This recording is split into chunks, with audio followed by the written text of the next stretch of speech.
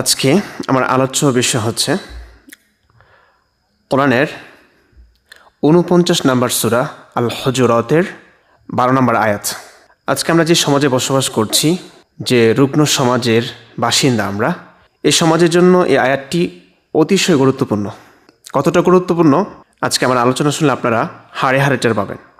আল্লাহ সুবহানাহু ওয়া তাআলা বলছেন, ইয়া আইয়ুহাল্লাযীনা আমানু ইজতানিবু কাসীরান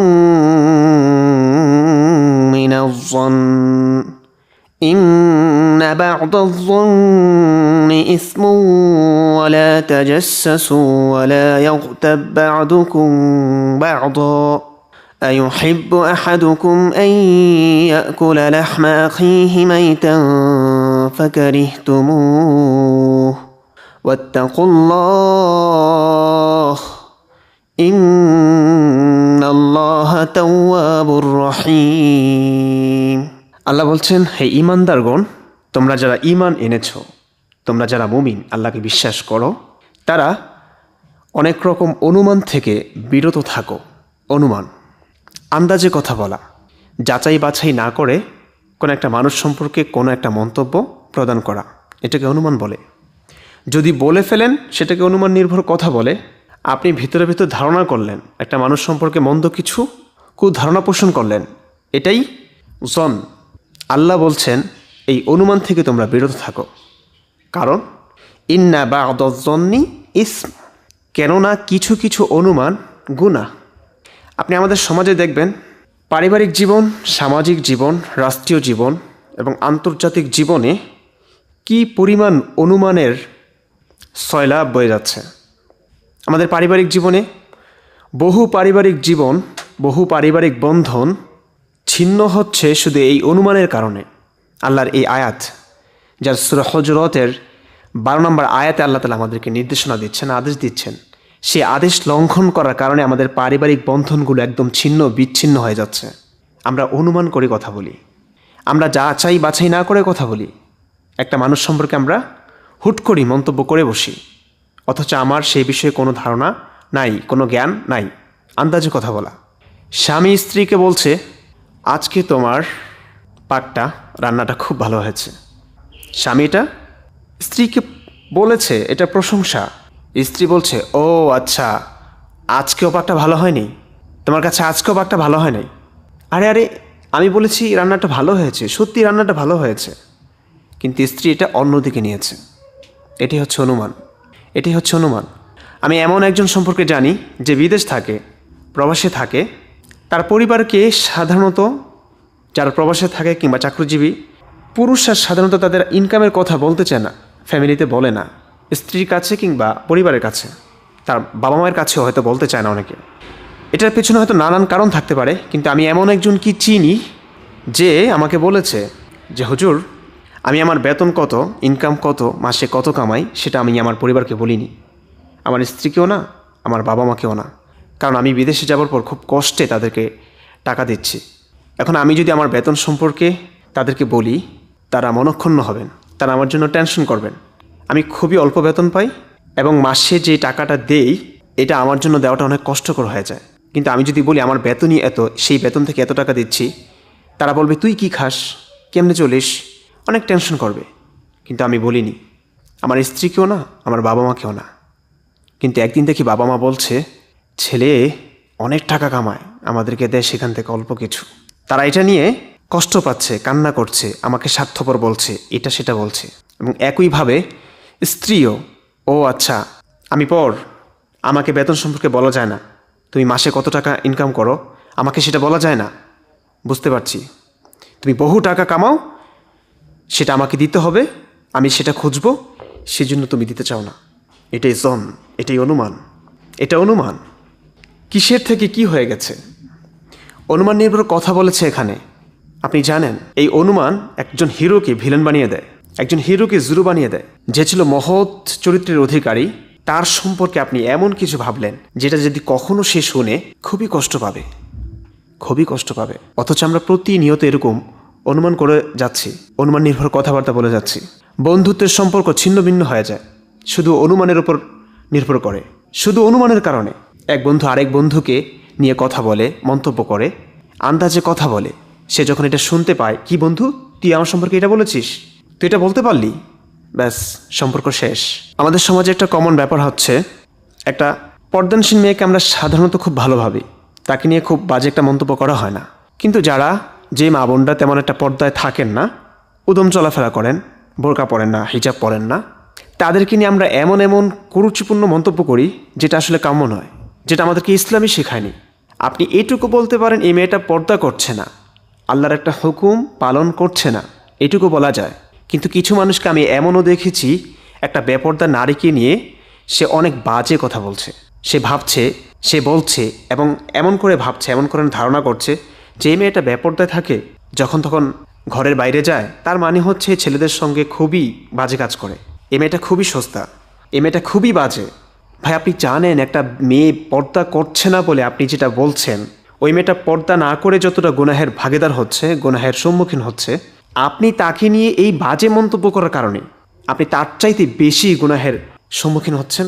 আপনি জানেন, আপনার খবর আছে, এই মেয়েটা পর্দা করছে না বলে আপনি তাকে নিয়ে যে কথাগুলো বললেন, এই মেয়েটা হয়তো ছেলেদের সঙ্গে মিশে, তার কয়েকটা বয়ফ্রেন্ড আছে, তাদের সঙ্গে ঘোরাফেরা করে, আড্ডা মারে, একদম বাজে। এই যে কথাগুলো বললেন, এমন তো নাও হতে পারে। আপনি কেন এসব বলছেন? এটা অনুমান, এটা গুনাহ। আমাদের পারিবারিক জীবনে বহু এরকম ঘটনা ঘটে। যে ছেলেরা প্রবাসে থাকে, স্বাভাবিকভাবে বিয়ের পরে একজন পুরুষকে দুটো দিক মেনটেন করে চলতে হয়। একদিকে স্ত্রী, আরেকদিকে বাবা মা, পিতামাতা। দুজনকে ম্যানেজ করে চলাটা খুব কঠিন হয়ে যায়। খুব বিজ্ঞ পুরুষ না হলে এটা পারা যায় না, সম্ভব হয় না। এবং কিছু ক্ষেত্রে এমনটা হয়, আসলে এটা আমি স্বীকার করি, বিয়ের পর ছেলেরা চেঞ্জ হয়ে যায়, কারণ তার জীবনে নতুন একটা মাত্রা যোগ হয়, স্ত্রী আসে, ভালোবাসার স্ত্রী। ভালোবাসাটা যখন এদিকে বেশি হয়ে যায়, তখন পিতামাতা গৌণ হয়ে পড়ে এবং তারা হিংসা করতে থাকেন এই বউটাকে। এটা একটা নর্মাল বিষয়, করেন, কিন্তু লিমিট থাকা উচিত। আমি এমন অনেক দেখেছি প্রবাস জীবনে, ছেলে প্রবাসে থাকে, এখন বাড়িতে টুকটাক কিছু হয়েছে বাবা মায়ের মাঝে, কিংবা বউর সঙ্গে কিছু কথাবার্তা হয়েছে, মনোমালিন্য ঘটেছে, এটা একজন মেয়ে হিসেবে, বউ হিসেবে স্বামীর কাছে বলতেই পারে। তো বউটা হয়তো স্বামীর কাছে বলেছে, তো সেই স্বামীটা অর্থাৎ ছেলেটা বাবা মাকে ফোন করে কিছু কথা শুনিয়েছে। এখন মা কার ওপর রাগ করা উচিত? পিতামাতার কার ওপর রাগ করা উচিত? তাদের সন্তানের ওপর, কারণ তাদের সন্তান তাদেরকে বকাঝকা করেছে, বাড়িতে কি ঘটেছে সেটার জন্য। কিন্তু আপনি জানেন, এমন অসংখ্য শ্বশুর শাশুড়ি আমি দেখেছি, ছেলেকে দোষারোপ করবে না, ছেলেকে কিচ্ছু বলবে না, বলবে কাকে জানেন? ঘরে থাকা বউটাকে। অর্থাৎ ছেলে দোষ করলেও সেই দোষটা পড়ে যাচ্ছে বউর উপরে। ধরুন এমনও হয় কিছু ক্ষেত্রে, ছেলে নিজ থেকেই ফোন করে কোনো একটা কথা বলেছে বাবা মাকে, বাবা মা অনুমান করে বউকে বকাঝকা শুরু করেছে যে তোর কারণে আমার ছেলে আমাকে এমন কথা বলতে পারে, তুই সব কিছু সাজাস, সব কিছু কথাবার্তা বলিস ফোনে, এই জন্য আমার ছেলে আমাকে এমন কথা বলতে পারলো। অথচ ছেলের কাছে বউ কিছুই বলে নাই। এমন বহু ঘটনার সাক্ষী আমি। আমাকে যুব সমাজরা বলে যে হুজুর, আমার স্ত্রী কিচ্ছু বলেনি, আমি বাবা মাকে কিছু একটা বলতে যাব, বিয়ের আগে এরকম অনেক বলেছি, তখন তো কিছু হয় নাই, কিন্তু এখন যদি কিছু বলি, হুট করে আমার সমস্ত দোষগুলো পড়ে যায় আমার বউর উপর টর্চার হতে শুরু করে। এটা হচ্ছে অনুমান। আপনি নিশ্চিতভাবে জানেন না যে আপনার বউটাই আসলে আপনার ছেলের কাছে কিছু বলেছে কিনা, কিংবা কি বলেছে। সেটা না জেনে আপনি যখন আপনার ছেলের সমস্ত বকাঝকার দোষ দিচ্ছেন আপনার বউটার উপরে, এটা নিঃসন্দেহে গুনাহ, নিঃসন্দেহে অনুমান বা অদজন্নি কিছু গুনাহ, কিছু ধারণা গুনাহ, কিছু অনুমান গুনাহ। আপনি জানেন আমাদের সমাজে একটা প্রচলিত আছে, ওই নোয়াখালীর মানুষ, নোয়াখাইল্লা মানি হচ্ছে খারাপ, নোয়াখাইল্লা মানুষ খারাপ, বরিশাল্লা মানুষ খারাপ, এরা এই এরা সেই, এরকম অনেক কথা।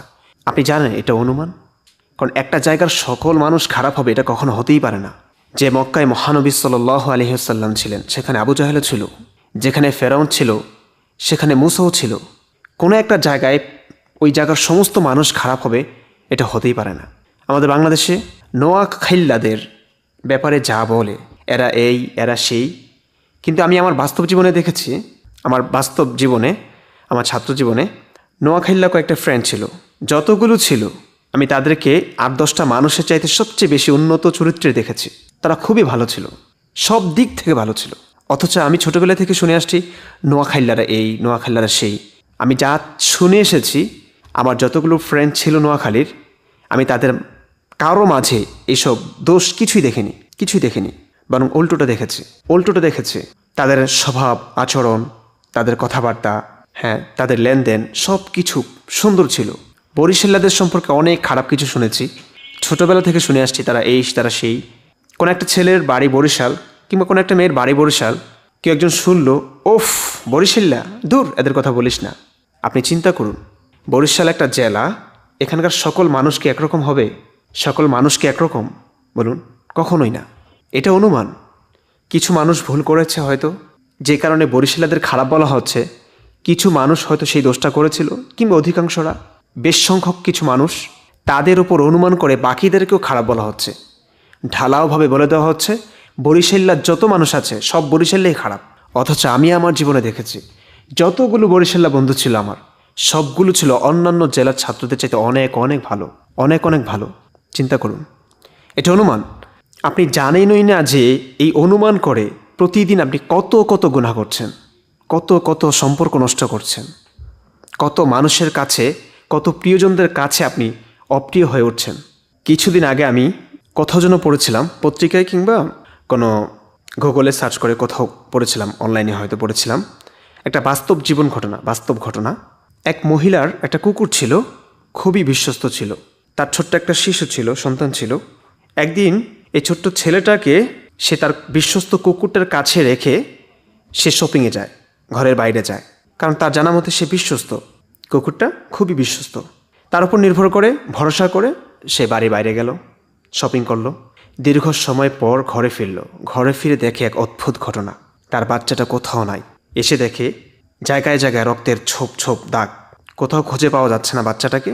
স্থানে স্থানে রক্তের দাগ, এবং কার্পেট, বিছানা, চাদর সব কিছু এলোমেলো, সব কিছু কেমন যেন এলোমেলো, যেন কেউ ওখানে এসে তাণ্ডব চালিয়েছে, সব কিছু এলোমেলো করে দিয়ে গেছে। কিছুক্ষণ পর সে দেখল খাটের নিচ থেকে কুকুরটা বের হচ্ছে, এবং কুকুরের মুখে রক্ত লেগে আছে, যেন সদ্য খেয়ে এসেছে কোনো জীবন্ত পশু, জীবন্ত প্রাণী। মহিলার আর বুঝতে বাকি রইল না যে তার সন্তানকে এই কুকুরই খেয়েছে। সে রাগে, ক্ষোভে, আক্রোশে হাতুড়ি দিয়ে কুকুরটাকে পিটিয়ে একদম মেরেই ফেলেছে। কিছুটা শান্ত সে, যে কুকুরটা তার সন্তানকে, কলিজার টুকরোকে খেয়েছে, তাকে সে হত্যা করে এখন কিছুটা শান্ত সে। কিন্তু এর পরে যে ঘটনাটা সে দেখলো, দৃশ্যটা দেখলো, সেটার জন্য সে মোটেও প্রস্তুত ছিল না। এরপর সে দেখলো কার্পেটের অপর প্রান্তে তার ছেলেটা খেলা করছে, এবং তার পাশেই পড়ে আছে একটা বিশাল অজগর সাপ, মরে পড়ে আছে। তারপর সে বুঝতে পারলো আসলে ঘটনাটা কি ঘটেছিল। কুকুরটা আসলে তার বাচ্চাকে খায় নাই। যে সাপটা তার বাচ্চাকে দংশন করতে চেয়েছিল, সেই সাপটাকে কুকুরটা খেয়ে তার সন্তানটাকে বাঁচিয়েছিল কুকুরটা। কিন্তু ওই যে সে ঘরে ফিরে যখন দেখলো এই অবস্থা, সব কিছু ছিন্ন ভিন্ন, লণ্ডভণ্ড, এবং কুকুরটার মুখেও লেগে আছে রক্ত, তদুপরি সে বাচ্চাটাকে দেখতে পাচ্ছে না। সে একটু সময় নিলে, সে একটু ভেবেচিন্তে যদি কাজটা করত, কিছুক্ষণ সময় নিত, তাহলে হয়তো তার কাছে মূল ঘটনাটা পরিষ্কার হয়ে উঠত। কিন্তু সে এত সময় নেয়নি। সে প্রথমেই ভেবেই নিয়েছে, কুকুরটার মুখে রক্ত দেখে ভেবেই নিয়েছে কুকুরটাই তার সন্তানকে খেয়েছে। এই জন্য সে রাগে, ক্ষোভে, আক্রোশে সে কুকুরটাকে মেরে ফেলেছে। এরপর তার সামনে যখন সত্য ঘটনা চলে আসলো, তখন সে বুঝতে পারল কি ঘটেছে। অনুতপ্ত হলো, তার ভেতরে অনুশোচনা জাগলো। কিন্তু ততক্ষণে কুকুরটা তো মরে গেল। কুকুরটাকে তো আর বাঁচানো সম্ভব নয়। এটাই হচ্ছে অনুমান। অনুমান কি পরিমাণ ভয়ঙ্কর হতে পারে আপনি কল্পনা করতে পারবেন না। একটা অনুমানের উপর নির্ভর করে আন্তর্জাতিক যুদ্ধ লেগে যেতে পারে। এক দেশের সঙ্গে আরেক দেশের শত্রুতা তৈরি হয়ে যেতে পারে শুধুমাত্র একটা অনুমানের উপর নির্ভর করে। বিশ্বযুদ্ধ কায়েম হয়ে যেতে পারে শুধুমাত্র একটা অনুমানের উপর নির্ভর করে। অনুমান এত ভয়ঙ্কর জিনিস। এটার কারণে কত মানুষ খুন হয়েছে আপনি জানেন? একটা তো ঘটনা বললাম, শুধু বাস্তব ঘটনা। এমন অহরহ ঘটনা ঘটে চলেছে আমাদের জীবনে, পারিবারিক জীবনে, সামাজিক জীবনে, আন্তর্জাতিক জীবনে, শুধুমাত্র অনুমানের উপর নির্ভর করে কথা বলার কারণে। শুধুমাত্র অনুমান করে কথা বলার কারণে কত সম্পর্ক যে নষ্ট হলো, কত মানুষের মাঝে কত মুসলমানের রক্ত যে ঝরল, তার হিসেব নেই। ইতিহাস ঘেঁটে দেখুন কত যুদ্ধ সংগঠিত হয়েছে শুধুমাত্র একটা অনুমানের কারণে।